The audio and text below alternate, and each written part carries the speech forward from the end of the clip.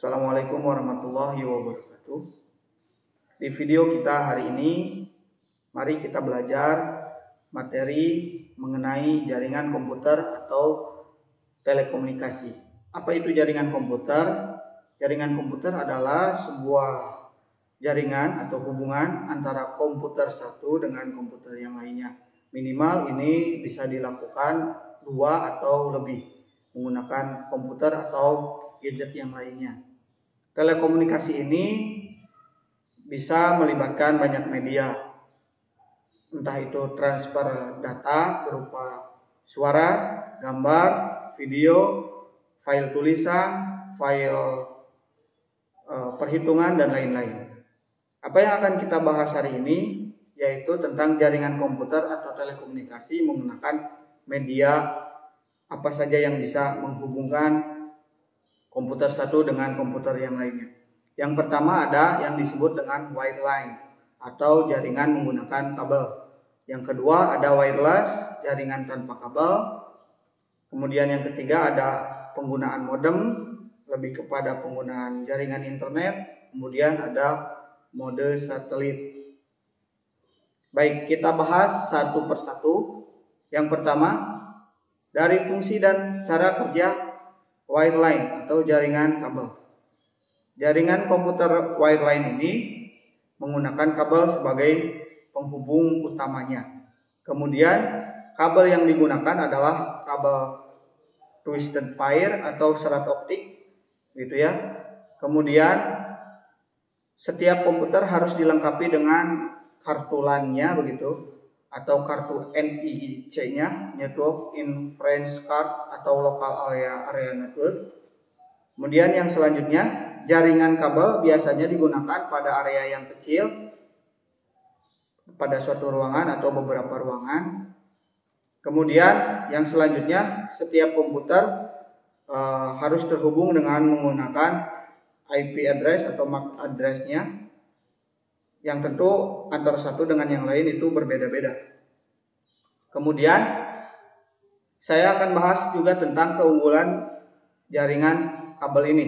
Yang pertama, transmisi data atau kecepatan data transfernya itu 10 sampai 100 Mbps, megabyte per second.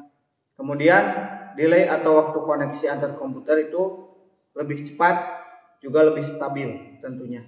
Transmisi data berjalan dengan lancar. Nah, ini artian dari stabil itu.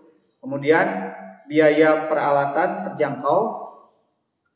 Kemudian yang selanjutnya ada kelemahannya juga jaringan kabel ini. Yang pertama, penggunaan terbatas. Jadi tidak bisa skup luas. Bisa saja dengan skup luas, tapi mempengaruhi transmisi. Semakin panjang kabel yang dibuat, justru juga semakin buruk transmisinya. Kemudian waktu untuk instalasi lama, jelas kita harus buat instalasinya, potong kabel, buat saluran jaringannya. Kemudian yang selanjutnya membutuhkan tempat dan lokasi jaringan permanen, jelas begitu ya. Kemudian membutuhkan biaya perawatan rutin, karena ini instalasi, sewaktu-waktu bisa ada gangguan seperti rayap atau misalkan tikus, ini harus dirawat. Kemudian yang selanjutnya sulit untuk berpindah tempat. Jelas ketika ini harus berpindah tempat berarti kita harus bongkar kabel-kabel yang sudah dipasang di sebelumnya. Lalu kemudian yang selanjutnya ada wireless. Apa itu wireless atau jaringan tanpa kabel itu? Nah, seiring berkembangnya zaman, dari kabel ada yang juga yang disebut dengan nirkabel atau tanpa menggunakan kabel. Kalau kita lihat logo ini, kita lebih sering atau familiar ke WiFi, begitu ya. WiFi termasuk jaringan tanpa kabel. Untuk mengganti kabel, nah, yang digunakan itu adalah gelombang radio, inframerah, bluetooth, atau microwave, begitu ya. Kemudian komputernya bisa bentuknya mobile, jadi pindah-pindah lokasi selama terjangkau, tidak usah menetap di suatu yang khusus begitu ya. Ini bisa enak. Kemudian bisa digunakan untuk portable, pindah-pindah tempat. Kemudian keunggulannya supaya lebih cepat, yang pertama jaringan ini aksesnya real time, tidak ada batasan. Kemudian proses instalasi ini relatif lebih lebih gampang, tidak perlu potong-potong kabel. Kemudian jaringan nirkabel ini fleksibel terhadap tempat, beda-beda tempat, selama masih dalam satu jangkauan tidak masalah. Kemudian ada keuntungan juga ada kekurangan nanti ya. Ya, ini tinggal dibaca saja. Kita bahas ke kelemahannya. Nah, kelemahannya adalah dari transmisinya. Transmisinya tidak akan terlalu secepat yang kabel, karena ini menghubungkan pakai sinyal, bukan konstan menggunakan kabel begitu ya. Kemudian dari komputer satu dengan komputer yang lainnya bisa saling mengganggu atau dapat mengganggu, artinya tidak konstan, tidak tidak terjaga lah begitu. Kemudian biaya peralatannya mahal, jelas. Alat-alat yang wireless itu biasanya harganya di atas yang kabel. Lalu kemudian adanya delay biasanya. Kemudian ada masalah di terhalang, terpantul. Kalau misalkan ada tembok, ada gunung dan lain sebagainya, itu biasanya juga terhambat. Kemudian kapasitas jaringannya memiliki batasan, biasanya begitu. Kemudian keamanan data atau kerahasiaan pun kurang terjamin. Sinyal biasanya juga terputus-putus, ada benda atau yang bisa menghalangi. Yang ketiga, ada yang disebut dengan modem. Nah, modem ini lebih kepada jaringan internet biasanya. Merupakan media elektronik untuk menghubungkan komputer dengan jaringan internet. Menggunakan sinyal digital, diterjemahkan dari analog ke digital atau sebaliknya. Itu cara kerja modem. Kemudian berdasarkan teknologinya, kita akan bahas satu persatu. Ada model dial-up, ini model telepon. Kemudian ada kabel modem, kemudian ada modem DSL. Yang pertama model dial-up atau model telepon. Ini biasa kita sering sebutnya dengan IndiHome begitu ya. Dari telepon, jaringan telepon masuk ke rumah kita menggunakan modem. Kemudian yang selanjutnya, nah jelas karena ini berhubungan dengan telepon, pasti ada ISP atau Internet Service Provider. Provider di kita itu semacam Telkomsel, Indosat begitu ya, dan lain-lain. Jenis modem ini variasi.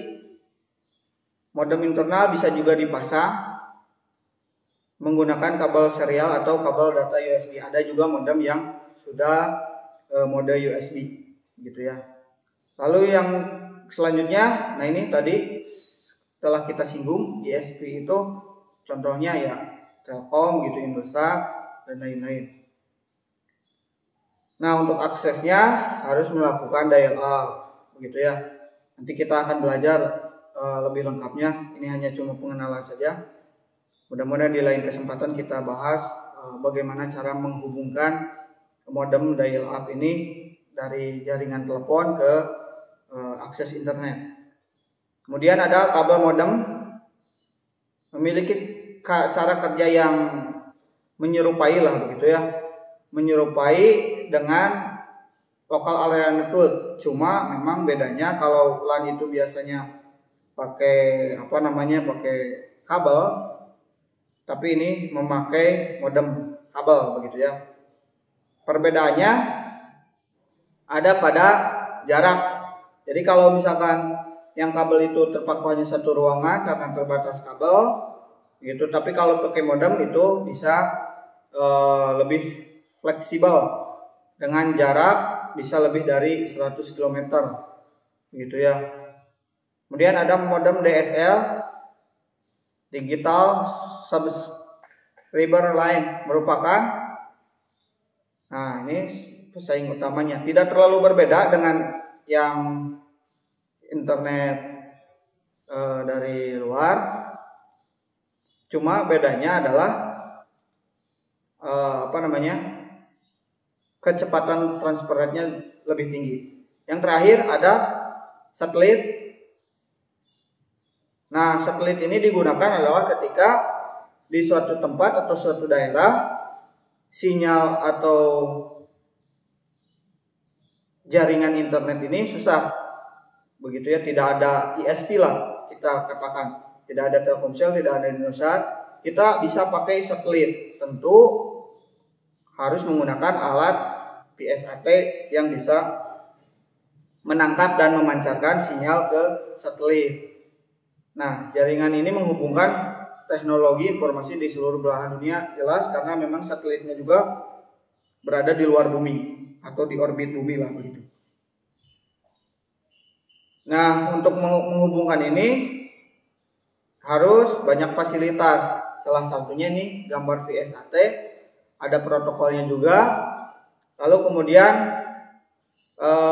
cara kerjanya kirim dan menerima sinyal melalui satelit, jelas begitu ya. Kemudian kita langsung ke kelebihan dan kekurangannya. Jangkauannya luas, jelas begitu ya. Di tempat yang tidak terdeteksi sinyal provider pun bisa selama alatnya ada. Kemudian keamanan dan data kurang terjamin justru. Kemudian peralatan yang sangat mahal, jelas gitu. Paling kita melihat piringan seperti ini di mobil-mobil reporter begitu, seperti misalkan di TV-TV yang yang pergi ke pedalaman biasanya membawa yang seperti ini. Kemudian terima kasih, beres. Mudah-mudahan video ini bisa menambah wawasan. Sekian, assalamualaikum warahmatullahi wabarakatuh.